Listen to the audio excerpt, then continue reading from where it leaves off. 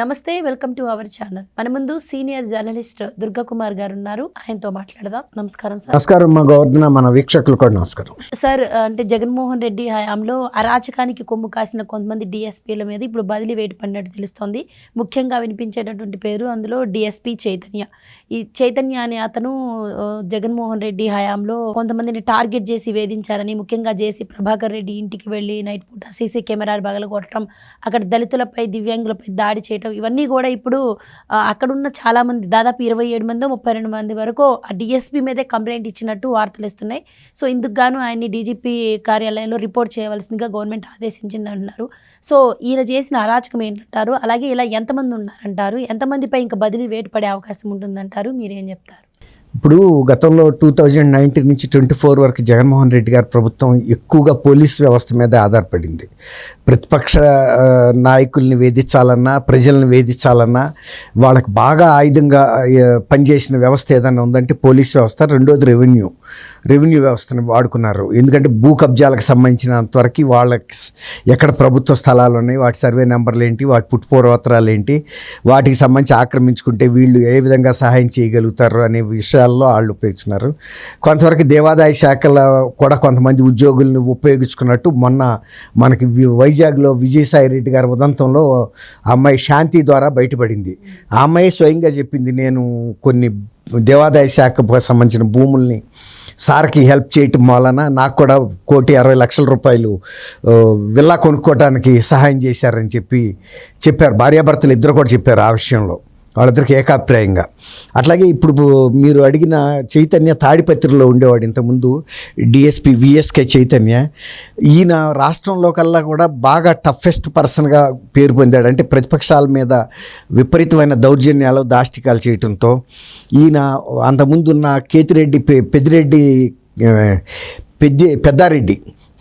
పెద్దారెడ్డి అక్కడ తాడిపత్రి ఎమ్మెల్యేకి ఒక అనుచరులాగా ప్రవర్తించాడు.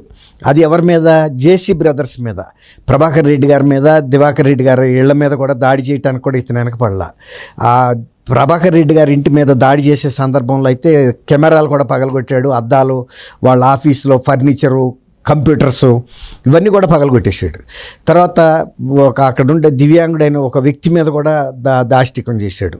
పక్కన తెలుగుదేశం కార్యకర్తలు పక్కింట్లో పడుకున్నారని తెలిసి ఆ ఇంటి మీదకి వెళ్ళి దాడి. అప్పుడు ఆయన అసలు రెగ్యులర్ డిఎస్పీ కాదు తాడిపత్రికి, ఆయన అప్పుడు రాజంపేటలో పనిచేస్తున్నాడు.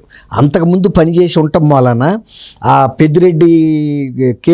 పెద్దిరెడ్డికిను పెద్దారెడ్డికి వీళ్ళకి జేసీ బ్రదర్స్ మధ్యలో కొంత ఘర్షణ వాతావరణం ఉన్న సందర్భంలో ఈయనంతటి ఈయన అక్కడి నుంచి ఇక్కడికి వచ్చాడు. ఎవరు ఈయన్ని ఆహ్వానించింది కూడా లేదని చెబుతున్నారు. ఆయనంతటా ఆయనే ఇనిషియేషన్ తీసుకుని, నేను గతంలో పనిచేసా కాబట్టి అక్కడ నేను అణిచివేస్తానని పై అధికారులకు చెప్పి ఇక్కడికి వచ్చి ఈ దాష్టికాలకు పాల్పడటంతో ఈయన మీద ఇంకా కొంత తీవ్రమైన పరిస్థితి వచ్చింది. అంతకుముందు పనిచేసిన సందర్భంలో ఈయన మీద తెలుగుదేశం కార్యకర్తలను వేధించిన సందర్భాల్లో 23 ప్రైవేట్ కేసులు పెట్టారు. తర్వాత బదిలీ మీద ఆయన అక్కడికి వెళ్ళాడు, రాజంపేటలో కూడా ఇదే కొనసాగింది అనేది ఆయన మీద ఫిర్యాదులు. ఈయన మీద వచ్చినంత ఫిర్యాదులు అసలు రాష్ట్రంలో ఎక్కడ డిఎస్పీల మీద, ఏ డిఎస్పీ మీద రాలా. వాళ్ళు చేయలేదని కాదు, చేశారు. కానీ ఇది పరాకాష్ట. బాగా కూసి రాసుకోమంటే ఒళ్ళంతా పూసుకున్నట్టు ఈయన చాలా ఎక్సెస్గా బిహేవ్ చేసిన విషయం మొన్న మళ్ళీ అక్కడి నుంచి రాజంపేట నుంచి వచ్చి కడప తాడిపత్రిలో ఘర్షణ సందర్భంలో ఇదంతా సీసీ కెమెరాల్లో రికార్డ్ అయినాయి ఈయన చేసిన పనులన్నీ కూడా. ఈయనతో పాటు ఇంకొక ఆయన అశోక్ కుమార్ గౌడ్, ఇంతకుముందు ఆయన నూజివీడులో కూడా పనిచేశాడు డిఎస్పీగా. అక్కడ పనిచేస్తున్నప్పుడు కూడా ఆయన బాగా ఎక్సెస్గా బిహేవ్ చేశాడు.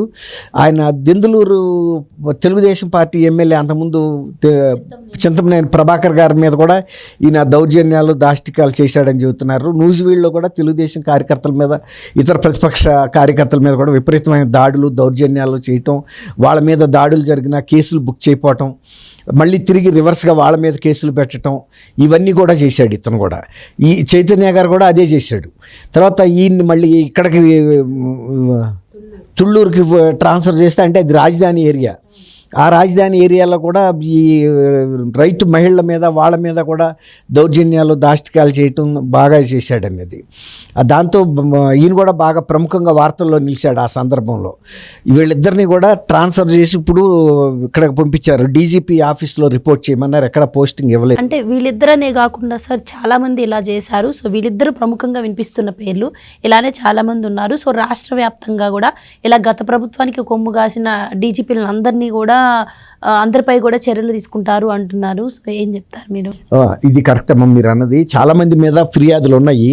ఫిర్యాదులు ఉన్నప్పటికీ కూడా మొత్తం అందరి మీద చర్య తీసుకుంటే వ్యవస్థ నడవాలి కదా. కాబట్టి తెలుగుదేశం కార్యకర్తలు ముఖ్యంగా బాధితులు వాళ్ళే.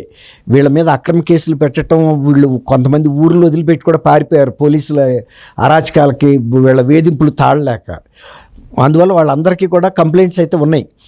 కానీ ఇవాళ అందరి మీద చర్య తీసుకునే పరిస్థితి అయితే ఉండదు. కాబట్టి ఆర్డర్ ఆఫ్ ప్రయారిటీ ఎవరు బాగా ఎక్కువ అరాచకాలు చేశారో ముందు వాళ్ళ మీద చర్యలు చేపట్టారు.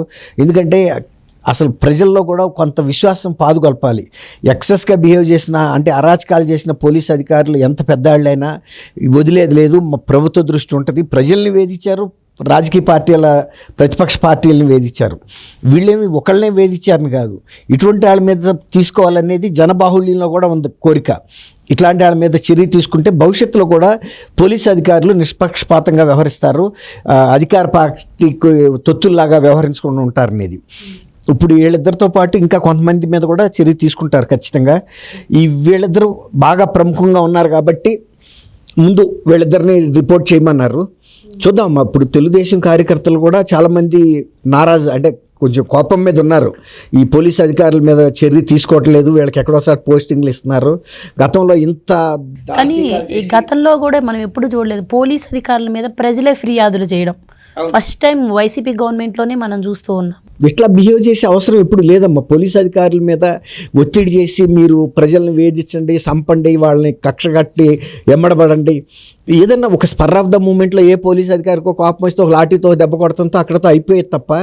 ఇప్పుడు డాక్టర్ సుధాకర్ గారు ఉన్నాడు కదా నర్సీపట్నంలో, ఆయన నర్సీపట్నం వైజాగ్ ఎంత దూరం, ఆయన ఇప్పుడు కూడా పోలీసు వ్యవస్థ అనేది టోటల్గా ఫాలో అవుతున్నారు, ఎక్కడికి వెళ్తే అక్కడ.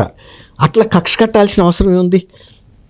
నర్సీపట్నంలో ఆయన ఏదో మిస్బిహేవ్ చేశాడు అనుకుందాం, అక్కడ పోలీసులు ఆ క్షణంలో ఏదైనా ఒక దెబ్బ కొట్టడం, ఒక మాట అంటడం అయితే అయిపోతుంది.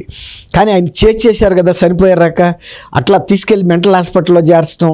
వీళ్ళకి ఏం అవసరం? మెంటల్ హాస్పిటల్లో ఒక డాక్టర్ని చేర్చి బలవంతంగా తీసుకెళ్ళి అక్కడికి వెళ్ళిన తర్వాత ఏమో కరెంట్లు పెట్టడం, లేకపోతే ఇంజక్షన్లు అవసరం లేకపోయినా ఇంజక్షన్లు చేసేటప్పటికి నిజంగా మంచివాడు కూడా మెంటల్ ఎక్కుతాడు. అంతే కదా.